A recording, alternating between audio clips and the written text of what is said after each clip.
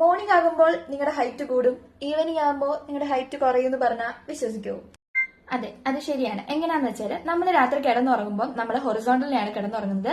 ഈ ഒരു ടൈമിൽ കോൺസ്റ്റന്റ് ആയിട്ടുള്ള ഗ്രാവിറ്റേഷണൽ പുള്ള് കുറവായിരിക്കും. സോ അതിന്റെ ഫലമായി നമ്മുടെ സ്പൈനൽ കോഡിലെ ഇന്റർവേർട്ടബിൾ ഡിസ്ക്, അതൊരു കുഷ്യൻ പോലെയാണ് ഇരിക്കുന്നത്. ഇതിന്റെ ഇടയിൽ ഒരു ജെല്ലുണ്ട്. ഈ ജെല്ല് പയ്യെ എക്സ്പാൻഡ് ആവാൻ തുടങ്ങും. ഇതുവഴി നമ്മുടെ സ്പൈനൽ കോഡ് സ്ലൈറ്റ്ലി സ്ട്രെച്ച് ആവും.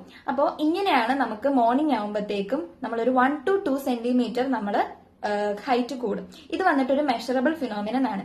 ഇനി ഈവനിങ് ആകുമ്പോൾ എങ്ങനെയാണ് നമ്മുടെ ഹൈറ്റ് കുറയുന്നതെന്ന് വെച്ചാൽ, പകൽ സമയങ്ങളിൽ നമ്മൾ ഇരിക്കുകയും നടക്കുകയും നിൽക്കുകയും ഒക്കെ ചെയ്യുന്നുണ്ടല്ലേ. അപ്പൊ ഈ ഒരു സമയത്ത് കോൺസ്റ്റന്റ് ആയിട്ടുള്ള ഗ്രാവിറ്റേഷണൽ പുള്ള് കാരണം ഈ ഒരു ജെല്ല് വന്നിട്ട് സ്ക്വീസ് ഔട്ട് ആകും. ഇതുവഴി എന്താവും, നമ്മുടെ സ്പൈനൽ കോഡ് കംപ്രസ്ഡ് ആകും. ഇങ്ങനെയാണ് നമുക്ക് ഹൈറ്റ് കുറയുന്നത്.